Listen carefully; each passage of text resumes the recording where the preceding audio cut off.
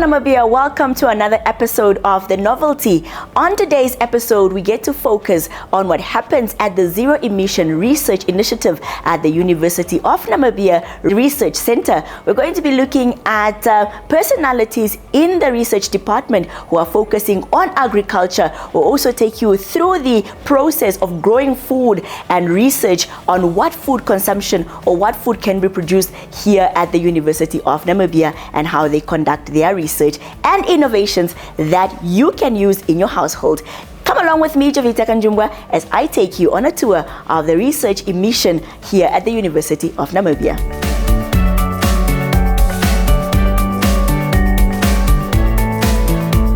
On this part of the show, we get to bring you personalities who are innovators in the science faculty or industry. And now we get to take a look at agriculture. And I'm so pleased to announce that this specific lady is not only a doctor who's making strides, but also an innovator who is able, of course, to create and research. A recipient of the Women in Plant Mutation Breeding Award, a first of its kind from that is FAO. I'm now joined by Dr. Lydia Horn. A very, very good afternoon to you, Doctor, and welcome to the show. Thank you. Let's start by, why did you decide to embark on a career in the agricultural space? Okay, thank you very much and welcome. My love for agriculture started, from a very young age when I was growing up, because I grew up in the north and there people mostly depended on agriculture, and we grew up also cultivating the field, and as kids those years we were the one taking care of the field, chasing out the goats or any other pest and or any other animal that might want to destroy our crops. And of course, if you produce agriculture crop, that's where you depend for food. And from that time, I just started, loving it. And if you don't, like my grandmother always used to say, if you are not producing your own food, then you have nothing, of course, to eat. And I think from that's where the root, or my root, get deeper and deeper. And then when I went to study, like when I was at high school, I was at Mwespandeka, and then I was in the field of science, of course, but I didn't have a subject of agriculture on my, on my subject list. So what I did, I contacted the agricultural teacher, who was, of course, not somebody close to us, but to me, but I also spoke to the principal of the school. I said, I just want agriculture added to my list of subjects. Then usually others will have 6 subjects, but me, I had 7. And they were more like concerned to say, will you be able to manage? I said, yes, I just love it. I cannot miss it. So then they give me the opportunity to do agriculture, and I will be doing agriculture in the afternoon when others have gone home. And to my surprise, I passed agriculture and I had a B, which also allowed me to continue to the University of Namibia and, until I got now my PhD where I am. Just to cut a story short, but yeah, that's how I got up to where I am. The rich people, even they are driving very expensive car or living in the wherever, they need to eat. And who produces food? It's agriculture. So some of these misconceptions, I think they just don't link. Maybe some people didn't even know that the rice is produced from the farm to come to your plate, or even the burger, which is very popular that young people are eating, is from the wheat, which is from the farm.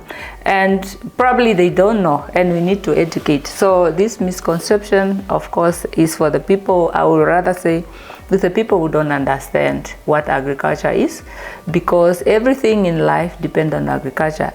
And you can be really, really rich just by producing the wheat or the mahango, for example, or the beans and stuff that can be used by the people who are rich to eat and fill their stomach and also have energy for tomorrow to do their job. And just out of curiosity, Doctor, why did you specialize in your PhD in plant breeds? Yeah, like I said, my agriculture started when I was very young. And all the time I've been involved with crops and what I used to see in our field is mahangu, beans, and very few crops. And they haven't been really diversity. And then as I was now, after finishing my master's, then I was like, no, we need to come up also with varieties, that also will be giving our farmers also opportunity. Maybe somebody want to grow bean, or let's say cowpea. Cowpea is a bean. I'm saying bean because people know bean, but in science you can say cowpea. But then maybe there's only white variety which is available. Why can't we have black, brown, and diversify in such a way that people can have choice? And that also attracted me to say, okay, I got this opportunity. Of course, it was also a fellowship which was funded by Joint FAO IAA, who gave me this opportunity, of course, and the government. And I chose to do plant breeding so that I can also come up with some variety for my country, because Namibia being dry, and the other variety that have been there for many years, they are no longer, conducive or capable or able to cope with the current situation. So we need to try and bring some other varieties and just to diversify and see what we can do. So I was just doing it out of curiosity and also for the opportunity that was given to me.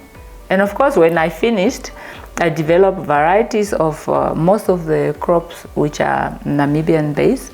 I come up with some line of sorghum, of course, mahangu, which is pure millet, cowpea, and these now need to be taken further, because within 4 years of your study you cannot finish that.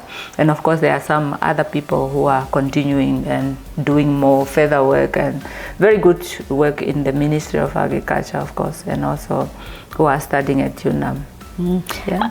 Now I'm exploring my hand at agriculture, so I decided to become a plant mom. But unfortunately, due to my negligence or not being knowledgeable enough, my plants have died. What advice would you give to somebody who is embarking on, getting into plants, whether for consumption based or just for house plants? The advice. I think those moms, they are very knowledgeable, unless maybe something really hard, which is like I talk of water, because people like in the city, for example, let's say talk about my city, Windhoek, where I live.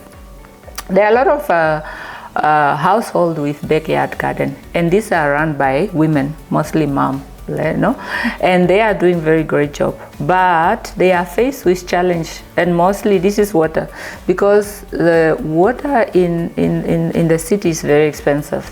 If you have now to divide the water for your crop and also what you do for your household, the bill will be really high. So I would rather advise those people, the mom that are in agriculture for the household consumption, like in the backyard, probably to try to plant in containers, for example, or have a bag where you can put your plant, or a certain, like a tire, for example, that I have seen people cut a tire and then they put the compost inside, and then that's where they plant, because in this way you will be able to save on water.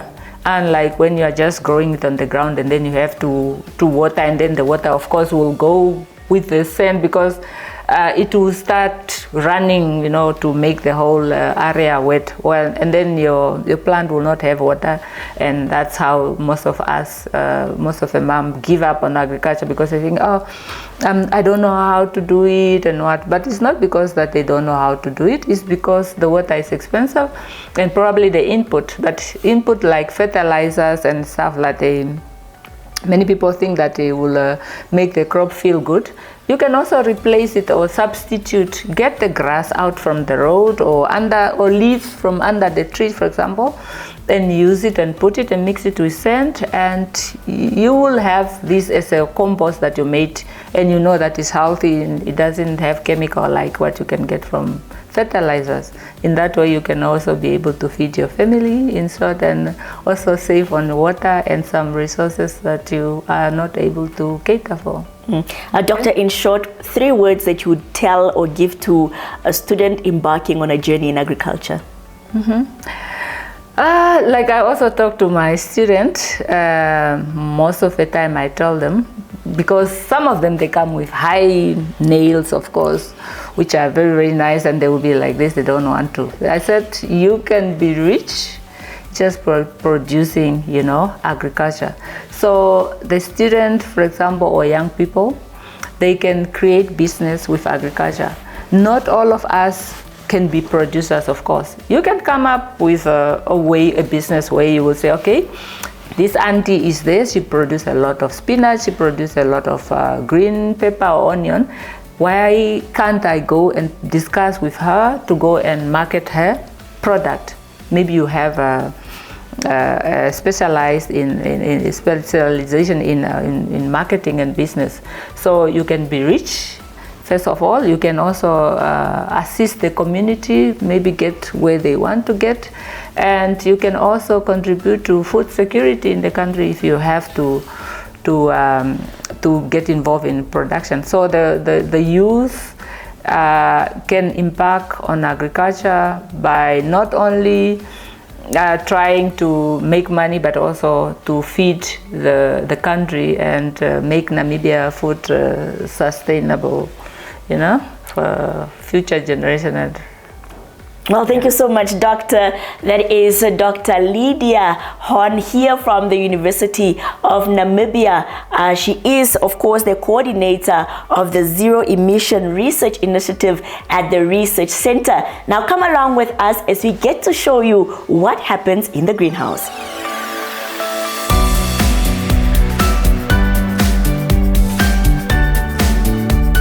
This is where all the magic happens in terms of agriculture. In the greenhouse is where you get to find all the food that is being produced. And I am now joined by Ndafimana, who is part of the team here at UNAM, and also one of the people who deal with agriculture here. Ndafimana, please take it away and explain to us what exactly happens here in the greenhouse. Okay, my name is Ndafimana Nepela. I'm here to tell you UNAM. I normally used to plant the plant like this one. Those are spinach, and this one are potato. And 5 years, these are carrot and chili. We do have a lot of plant here. Now I will going to show how did I harvest the potato. This is the bag of the potato. I'm going to pull down the sand so that I can see that how many I'm going to get. Wow, it's a lot. All are my fruit that I can harvest today in one bag. The biggest one even. There are a lot.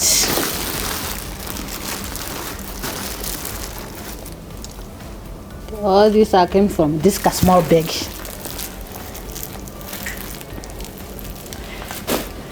This one is the big one. I can take it again. This one again. This one.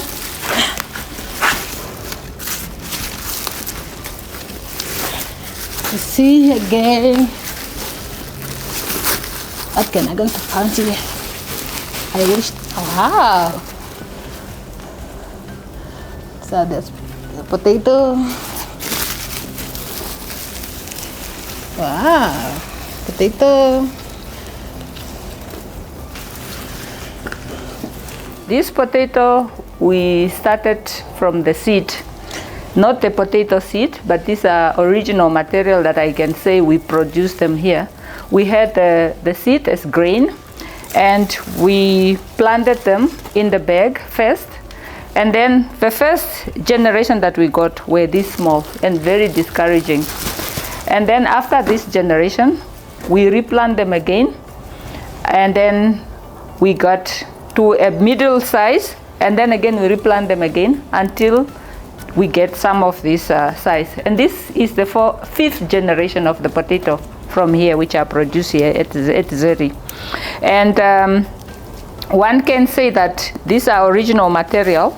Nothing was added, and one can choose. That's how when you see now, when people are harvesting potato, they will have different grades, but they are from the bag. One can say basically that the potato does not finish producing.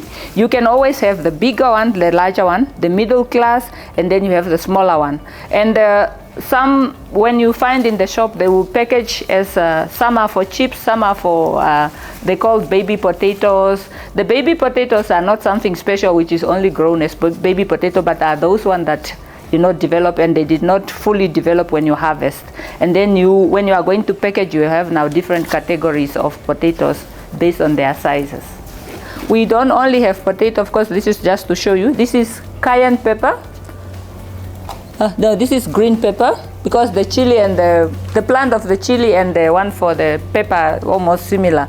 This is green pepper, of course. We grow them in the pot so that we don't waste water. At least we can save water. And then here we have spinach, which we also grow in the pot, of course, to just to enhance productivity. And then on this side we have kale. Kale is also called 5 years, and there are also some local names that I don't know, ombidi, but it's very, very juicy and very popular. And then here we also, this is the cayenne pepper that I was talking, which is chili, very hot. We harvested, Ndafimana harvested some weeks back, but this one we wait until they get red and then we harvest them. We also have mint, different types of mint. Here there are 3 types of mint that we also harvest, and then we also make tea.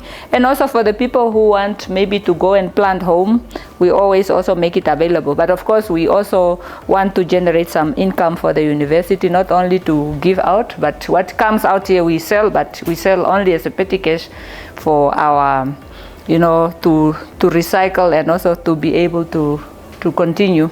We sell it to our staff. Over there we have carrots, which are planted in bags, and soon or later we will be harvesting.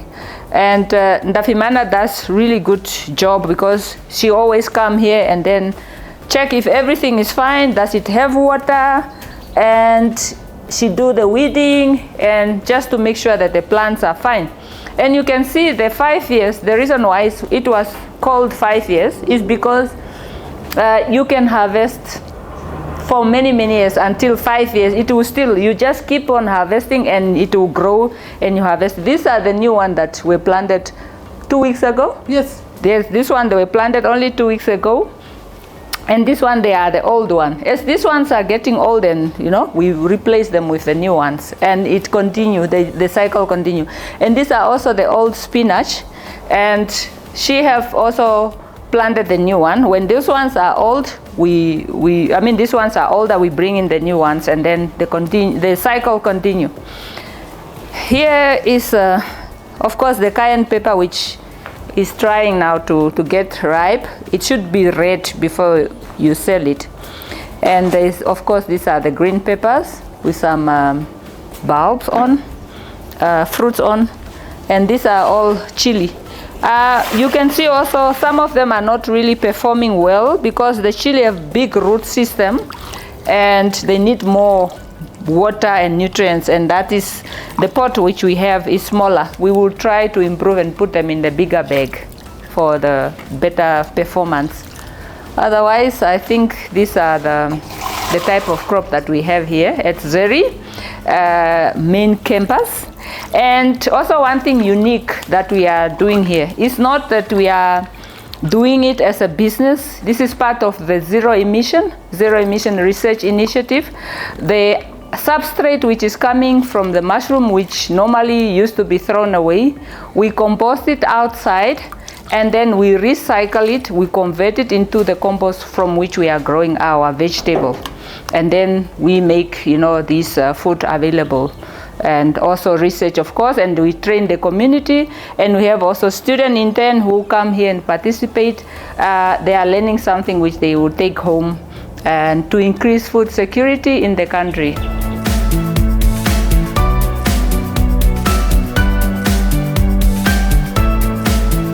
Hello, I am Isabella Waitele. I'm a senior technologist at ZERI, UNAM, where we do research on mushrooms and mushroom cultivation. So in this house, I'm standing in the mushroom fruiting room, where we do the fruiting of the mushrooms once we have colonized the substrate with the mushroom mycelia. We grow different types of mushrooms, focusing a lot on oyster mushrooms because they are one of the easiest mushrooms to grow. We have a variety such as the pink oyster mushrooms. You can see the pink color. And then we have other oyster mushrooms as well. So it's a group of mushrooms that has different mushrooms, different colors, different sizes, different shapes. One of the popular oyster mushrooms is the king oyster, which grows almost as big as the Termitomyces, and it has a huge stem.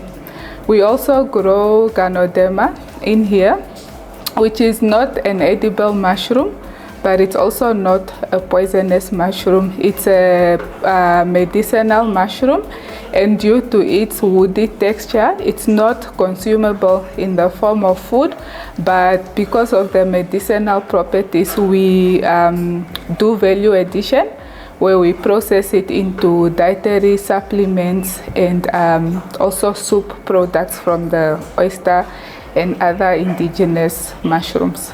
My name is Daven Baranongo. I am doing my master's in biochemistry. So what I'm basically working on is the effects of substrates that are collected along the B1 road. What effect does it have on the mushroom's bioactive composition? So these are the bags that I've inoculated so far. So the grass is basically like nutrients to the mushrooms. So first you start with seeds. These are the seeds. So I'm doing 4 different species. So this is how you do the seeds. And then as you guys saw outside, that is now the grass. That's the preparation for the grass. So you soak it overnight and then you pasteurize it just to kill out any contaminants. And then after that, you package it into bags like this. So this is one of my bags. You package it into these bags and then you put in layers of this, layers of the seed of the mushroom. You put it in 3 layers and then it will start colonizing for about 2-3 weeks. Once it gets white, you slit it and then you take it to the mushroom house where you guys were seeing the mushrooms. So that's when it will start growing out of the bags. So that is basically what I'm doing. These are 4 different species that I am studying. So once I grow them, I will be doing biochemical analysis on them. So I'll be looking at heavy metals just to see whether the levels of heavy metals are permissible for us to eat. And then I'll also be looking at some of their properties, because mushrooms are known to have medicinal properties like antioxidant properties. And then also just to see some of the tannins, phenols, and flavonoids, which are now the chemicals that basically give mushrooms their medicinal properties. So that is basically what I'm doing. So I don't know if maybe you can also just come a little bit closer to see. So the white part, that is the mycelium. So it will then colonize the whole bag, and then once it becomes white, that's when you can slit it and then take it to the mushroom house. Yeah, so that's basically what we're doing here. And so once we're done with the substrate and once you've harvested your mushrooms, that is when we make compost from this. So there's no wasting of products and so. And this I collected along the road, so it is accessible to anyone. You can collect it along the road.